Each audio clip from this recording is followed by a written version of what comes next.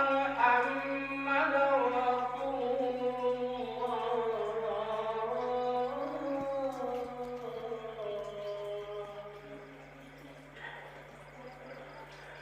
حي على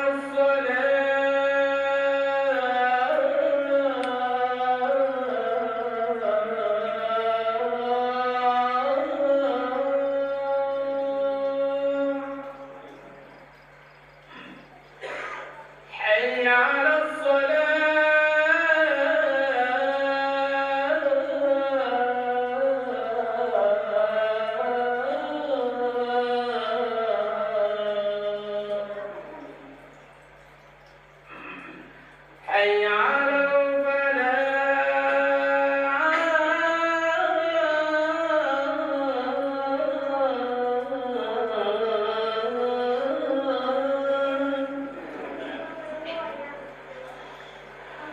حي على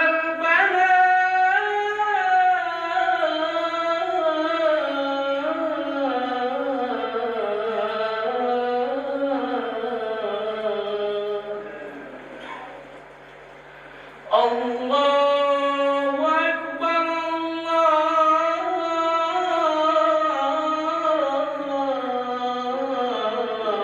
الله أكبر لا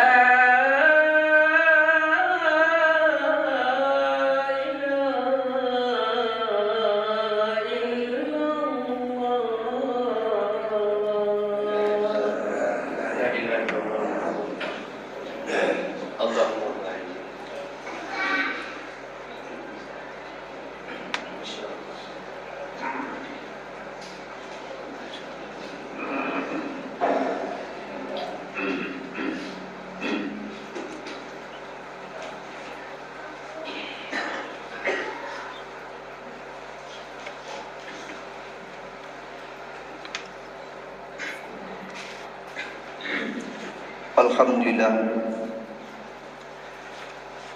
Alhamdulillah hamdan katsiran thayyiban mubarakan fihi ala kulli hal. Hamdan wa fi ni'amahu wa yakafiru mazidah. Ya Rabbana lakal hamdu kama yanbaghi bi jalali wa azimi sultani. Subhanaka la nuhsi sana'an 'alaika anta kama asnita 'ala nafsik. Wa lakal hamdu wa lakal syukru 'ala dzalik. Asyhadu an la ilaha illallah wahdahu la syarika lah. Wa asyhadu anna Muhammadan abduhu wa rasuluh. Sallallahu alaihi wasallam. Allahumma sholli ala sayyidina Muhammad wa ala ali sayyidina Muhammad. Al-Bashiri wan Nadhiri alladzi tanfatihu bihi abwabul khairi wa tanghaliqu bihi abwabus syarri wa ala alihi at-tahari wa ashabihi akhyari amma ba'd. Ma'asyiral muslimin ittaqullaha haqqa tuqatih wa la tamutunna illa wa antum muslimun. Faqala Allah Ta'ala fil Qur'anil Karim. A'udzu billahi minasyaitonir rajim. Bismillahirrahmanirrahim. Wa minan nasi wad dawab wal an'am mukhtalifun alwanuhu kadzalik. Innama yakhshallaha min ibadihil ulama. Innallaha azizun ghafur. Sadaqallahul azim. Hadirin kaum muslimin, bapak-bapak jemaah salat Jumat, yang semoga kita semuanya selalu diberi taufik, inayah dan hidayah Allah Subhanahu wa taala. Puji syukur tidak lupa-lupa dan tidak bosannya kita selalu ucapkan kepada Allah Subhanahu wa taala syukur dalam bentuk lisan diiringi dengan perbuatan amal, perintah Allah dan larangan Allah kepada kita semuanya. Dan juga Allah perintahkan kita untuk berselawat kepada Nabi Muhammad sallallahu alaihi wasallam. Allahumma sholli ala sayyidina Muhammad wa ala ali sayyidina Muhammad. Manusia yang paling agung diutus oleh Allah Subhanahu wa taala, nabi yang paling agung, rasul yang paling agung, yakni baginda Nabi Muhammad sallallahu alaihi wasallam, di mana diutusnya Nabi Muhammad sallallahu alaihi wasallam ini tujuannya adalah tidak lain dan tidak bukan untuk menunjukkan kepada kita sebagai umat Nabi Muhammad jalan untuk menuju Allah Subhanahu wa taala. Yang intinya adalah jalan menuju keselamatan, yaitu menuju surganya Allah Subhanahu wa taala. Tanpa Nabi Muhammad kita tidak akan bisa kenal dengan Allah Subhanahu wa taala. Siang dan malam, detik, bahkan sambil tertidur pun Nabi Muhammad memikirkan kita, berderikan air mata supaya tidak ada satupun umat beliau yang dimasukkan oleh Allah ke dalam nerakanya Allah Subhanahu wa taala. Ini fikir beliau, fikir Nabi Muhammad sallallahu alaihi wasallam, sehingga yang beliau fikirkan umat beliau. Bahkan ketika sakit, sekala ajal menjemput beliau, jadi pikirkan adalah kita umat Nabi Muhammad sallallahu alaihi wasallam. Maka bersyukurlah kita pada hari ini dipilih oleh Allah sebagai umat Nabi Muhammad sallallahu alaihi wasallam. Karena nabi-nabi terdahulu sangat berkeinginan untuk menjadi umat Nabi Muhammad sallallahu alaihi wasallam. Sudah menjadi nabi, diangkat menjadi nabi oleh Allah, malah berkeinginan ingin menjadi umat Nabi Muhammad sallallahu alaihi wasallam. Begitu mulianya, nabinya mulia, otomatis umatnya juga mulia di sisi Allah Subhanahu wa taala. Mulia jikalau mau mengikuti syariat Nabi Muhammad sallallahu alaihi wasallam. Jika tidak mau malah enggan mengikuti syariat Nabi Muhammad, maka bukan mulia lagi, akan dihinakan oleh Allah Subhanahu wa taala. Maka bersyukur kita pada siang hari ini dimudahkan oleh Allah menuju rumah Allah ini. Rumah Allah yang dibangun pertama kali oleh Nabi Muhammad supaya terjalin hamba dengan zat yang menciptakannya, yaitu Allah Subhanahu wa taala. Maka bersyukurlah kita dan terus memohon kepada Allah Subhanahu wa taala. Hadirin sidang Jumat yang semoga dimuliakan oleh Allah Subhanahu wa taala, tidak bosan-bosannya khatib selalu berwasiat takwa. Karena kunci kajian demi kajian yang disampaikan oleh para mubaligh, para ustaz, bagaimana umat ini bertakwa kepada Allah Subhanahu wa taala. Maka tidak lupa wasiat ini, wasiat yang paling tinggi di atas muka bumi ini, itu wasiat takwa. Supaya manusia ini bertakwa kepada Allah, sehingga di akhir hayatnya bisa mengucapkan kalimat la ilaha illallah Muhammad Rasulullah sallallahu alaihi wasallam. Jikalau ini terucap bagi seorang hamba di akhir hayatnya, maka bisa dipastikan orang ini masuk surganya Allah Subhanahu wa taala. Ini yang kita inginkan, kita idam-idamkan kepada Allah Subhanahu wa taala. Hadirin kaum muslimin, bapak-bapak jemaah salat Jumat yang dimuliakan oleh Allah Subhanahu wa taala. Bahasanya pada siang hari ini khatib sebagai wasiat mimbar kita pada siang hari ini, izin khatib, yaitu menyampaikan sebuah kisah yang khatib awali terhadap ayat yang khatib sampaikan tadi. Itu dalam surah Al-Fatir ayat yang ke-28. Nauzubillahi minasyaitonirrajim. Wa minan nasi, dan ada di antara sebagian manusia, wad dawab, makhluk yang bernyawa, makhluk melata, wal an'am, dan hewan-hewan ternak, mukhtalifun alwanuhu kazalik, yang diciptakan oleh Allah dari berbagai bentuk warna dan jenisnya. Innama yakhshallaha, sesungguhnya yang takut kepada Allah min ibadihi, yaitu daripada hamba-hambanya, yaitu al-ulama, yaitu ulama. Innallaha, sesungguhnya Allah Aziz, maha perkasa, Ghafur, itu maha pengampun. Hadirin sidang Jumat yang sama-sama kami muliakan, sama-sama kami hormati. Bahasanya berangkat dari ayat ini, bahasanya Allah dalam ayat ini menyebut di antara hamba beliau yang takut kepada beliau, itu dikhususkan disebut, yaitu ulama. Ulama itu secara umumnya adalah orang yang alim. Alim dalam bidang apa? Alim dalam bidang agama. Kapan seorang dikatakan ulama? Jikalau ulama ini mengajak kepada Allah Subhanahu wa taala. Jikalau pengetahuannya bukan tentang agama, pengetahuan agama, maka itu bukan ulama. Ulama ini adalah sebagai suri tauladan di tengah-tengah masyarakat. faham setiap pertanyaan-pertanyaan yang akan disampaikan, yang akan ditanyakan kepada beliau, maka beliau bisa menjawabnya tentu dengan ilmu yang beliau miliki. Inilah ulama. Oleh kerana itu, pada kesempatan yang singkat ini, izinkan khatib menyampaikan sebuah kisah seorang ulama. Kisah seorang ulama yang digelar Syekhul Islam, gurunya daripada kaum muslimin, Sultanul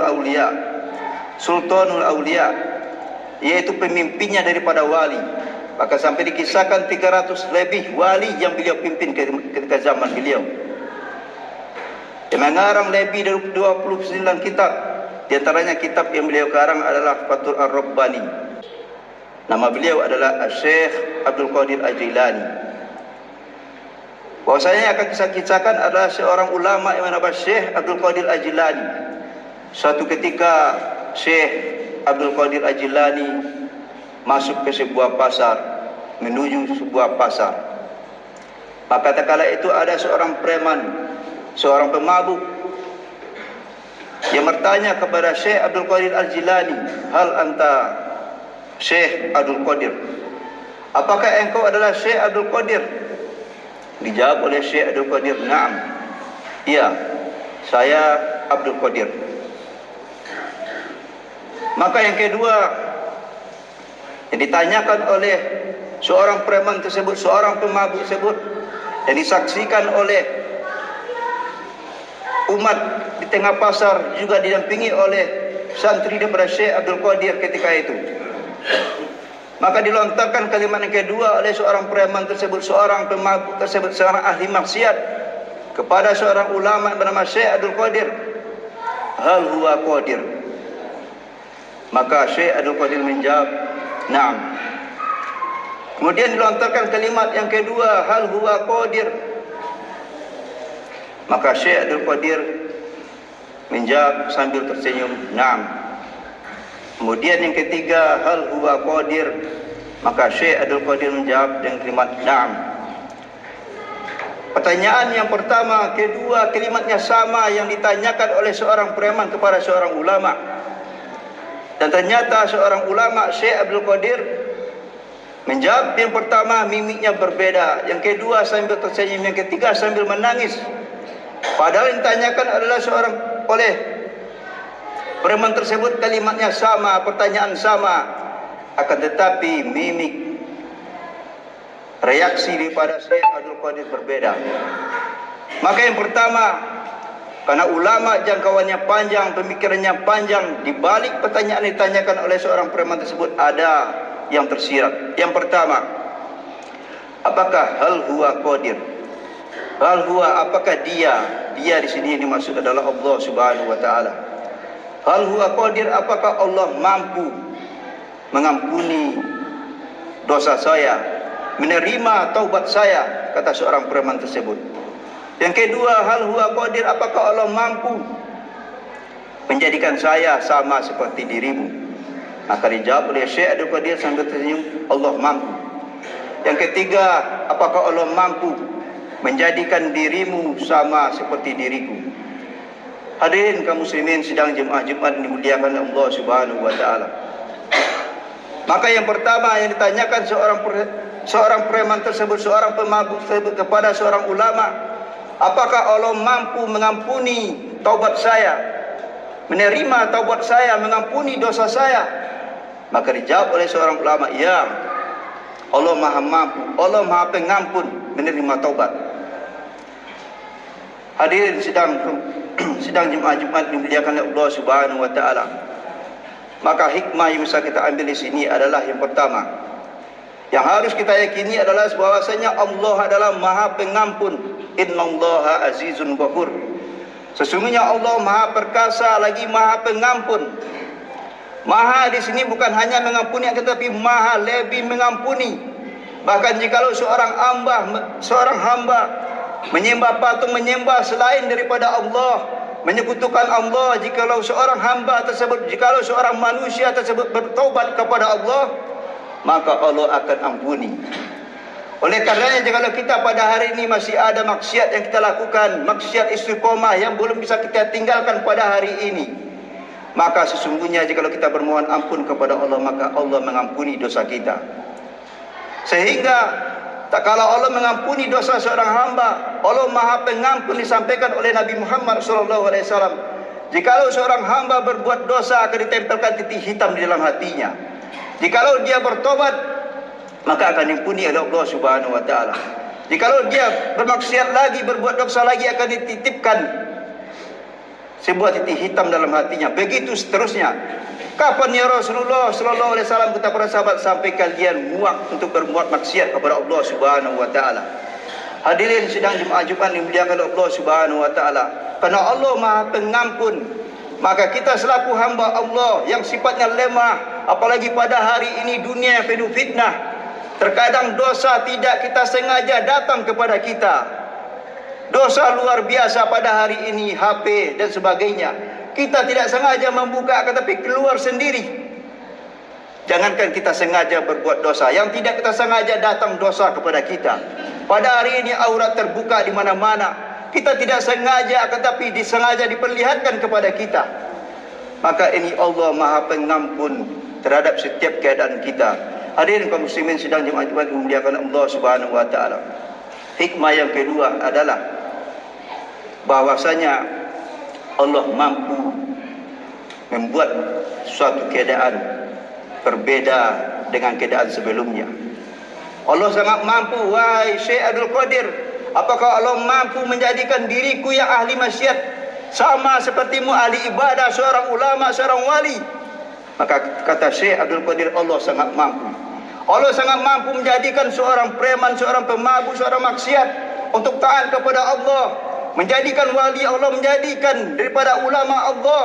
Jikalau sekiranya seorang preman tersebut bersungguh-sungguh untuk menghadap kepada Allah Subhanahu wa taala, maka di dalam Islam tidak ada yang namanya kata terlambat, tidak ada.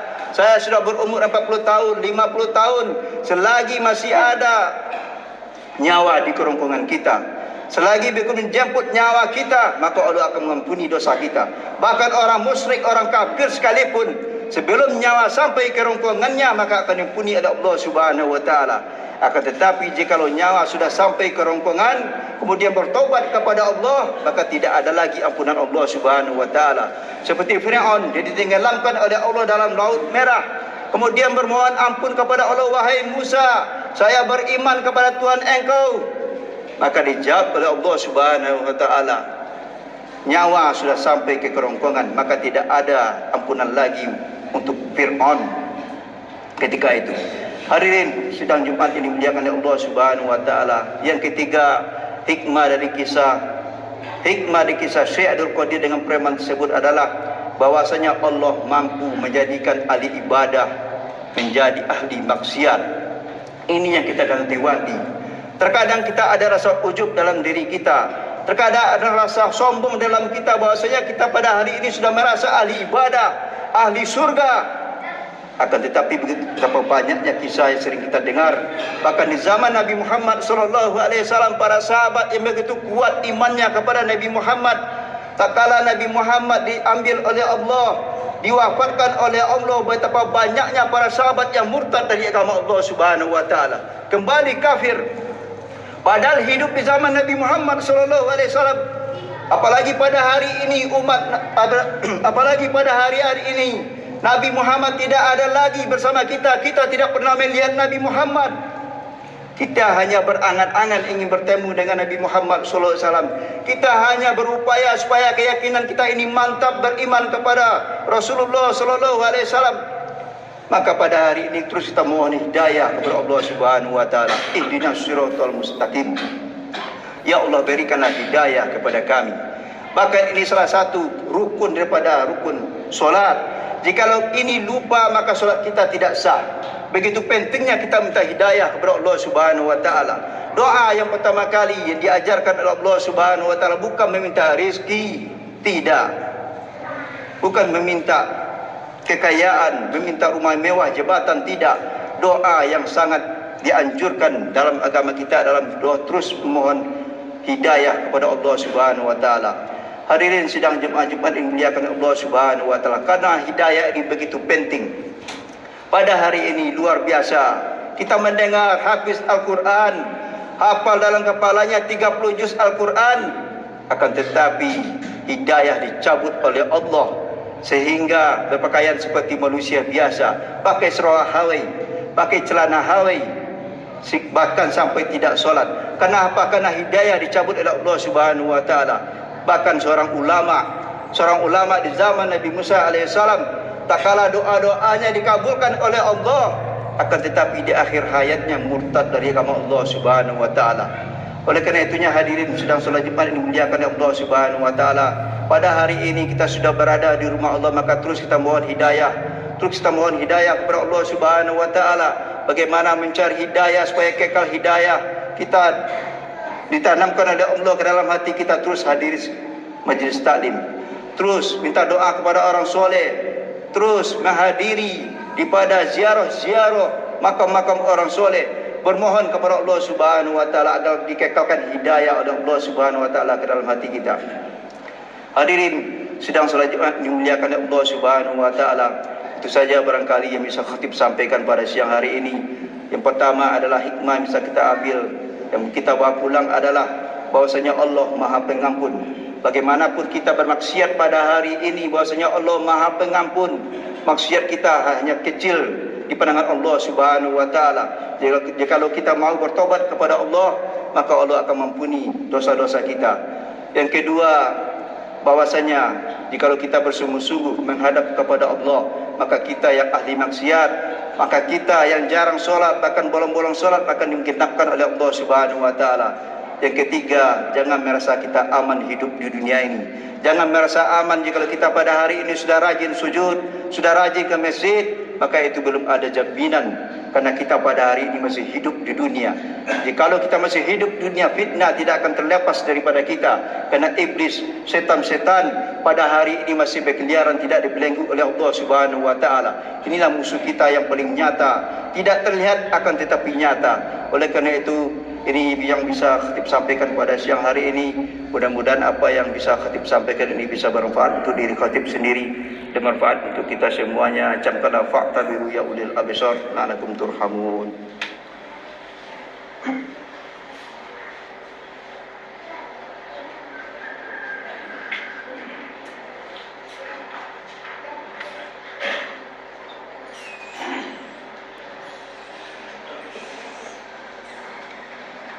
Alhamdulillahirabbil alamin.